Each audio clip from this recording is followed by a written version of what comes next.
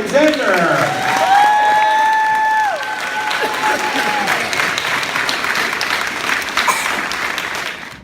So, what a really cool, amazing town you all have here. This is like the great state of Washington is rich in jazz history. I mean, you all remember this guy named, let's see, his name was Quincy Jones? And maybe you heard some awesome families can be. Why we only ate salad for Thanksgiving. This is actually a true story. Because every year Grandma makes a big delicious dinner, but this year, 2 days before Thanksgiving, she fell off her front stoop on the way to buy groceries, so Uncle Bob, my mom's younger brother, who smokes cigars and thinks he's a chef because he watches food TV, decided he would prepare a feast for the whole family, which consisted of macaroni with no cheese, concrete hard cornbread, and a greenish-looking ham that prompted Mom to ask if he had any eggs to go along with it. I love that line. This, of course, made Grandma laugh so hard, she fell again, this time right out of her wheelchair. I really wanted to write a book about family. Basketball was sort of my way to sort of frame the story and get boys excited about it, and get girls excited. Thank you so much for writing this book. Unfortunately, it's not that good, and we aren't going to publish it. And so I had to go back and rewrite it. And I write my books in a place called, you may be familiar with it, a place called Panera Bread. And I write the books in Panera Bread because my daughter likes to play dress up.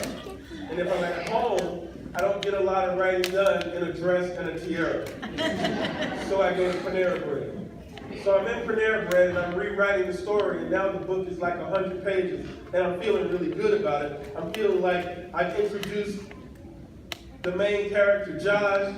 I've introduced his twin brother, Jordan, and I feel like people are going to know these characters. And so I send this book back to the publisher, and I get another email, and the email says, "Dear Kawme, thank you so much for writing this book. Unfortunately, it's still not that good, and we aren't going to publish it."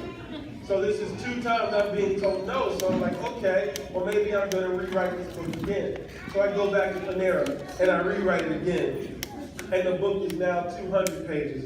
And I've added like some really cool rhythmic poems, some poems that rhyme, and I think that, kids are going to really enjoy these poems. The show. A quick shoulder shake, a slick eye fake. Number 28 is way past late. He's reading me like a book, but I turn the page and watch him look, which can only mean I got him shook. His feet are the bank and I'm the breaking, taking him to the left. Now he's took. Number 14 joins in, now he's on the I got 2 in my kitchen, I'm fixing to prepping my meal, ready for glass. Nobody's expecting filthy to pass. I see Bondi under the hoop, so I serve him up my alley. And I feel like kids are going to get it, and so I rewrite it, and the book is 200 pages, and I send it back to the publisher, and I get an email, and the email says, "Dear Kawme, thank you so much for writing this book. Please stop sending it to us." So now I'm like, okay, I don't understand. I've been writing all my life. If there's one thing I know poetry, because in addition to reading books, I've been writing poetry since I was a kid. In fact, the first poem I wrote was a poem I wrote for my mother when I was 12. And it went like this: "Dear Mommy, I hate Mother's Day." Yeah, that's how it started. Because in my heart, every day is Mother's Day, and I love you, dear Mommy. Yeah, she loved it. So if there's one thing I knew poetry. I went to a college called Virginia Tech and studied with an amazing poet by the name of Nikki Giovanni. So I went back and I said, you know what? I've got to rewrite the book again. So I went back to Panera Bread and I rewrote the book again. And now the book was 238 pages. And I felt like it was the best thing I'd ever written. And I felt like there was going to be some poetry in this book because, the novel is told in poems. I figured poetry would be the best way to mirror the action on the basketball court. When you see LeBron go up for a dunk or Steph Curry do a crossover, it's very poetic. And I thought poetry would mirror that energy. I felt like when teachers read the book and librarians read the book and parents read the book, they would say, oh yeah, this is really going to work. I'm going to be able to use a lesson around these words. While Vondi and JB debate whether the new girl is a knockout or just beautiful, a hottie or a cutie, a layup or a dump, I finished my vocabulary homework and my brother's vocabulary. And I sent the book to all of them. And I got 17 awesome emails, y'all. And the emails all said, Dear Claudia, thank you so much for writing this book and submitting it to us. Unfortunately, none of us are going to publish it. Because boys don't like poetry, because girls don't like basketball, because basketball and poetry don't go together. So that was tough. Because you're in a situation where you feel like you've done the best work of your life, and everybody is telling you it's not any good. Raise your hand if you've ever been told no. Keep your hand up if you like being told no. Right? Now, here's the thing. I like to think of myself as a say yes person. The reason I started writing children's books is because I was at a conference in the great state of Florida, and I was reciting poetry to a group of teachers.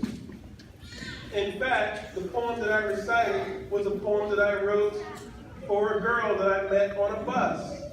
And I liked her. And I wanted to be able to tell her I liked her. So I wrote this poem for her. I know my honey cares for me. See, I asked her for $1 and she gave me 3. Now, I've dated a lot of girls in my life, but you one day are gonna be my wife.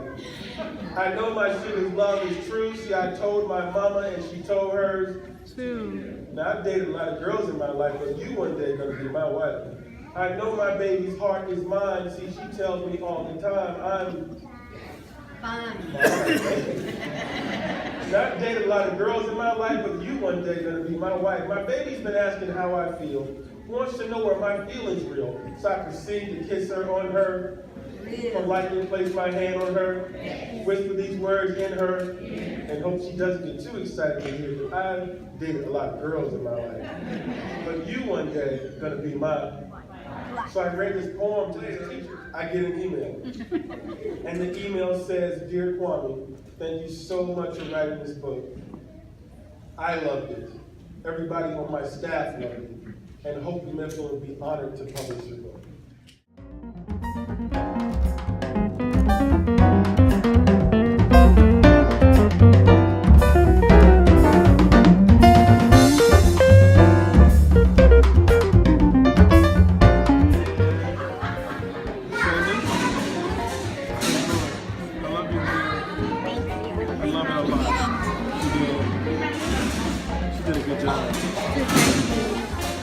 That guy's really handsome. 4 times over.